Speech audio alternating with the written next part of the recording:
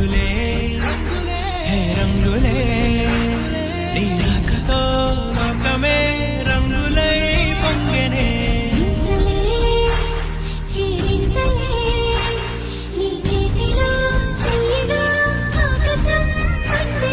స్నేహమే మెల్లగా గీతలే దాటెనే కాలమే సాక్షిగా అంతరాలు జరిగేనే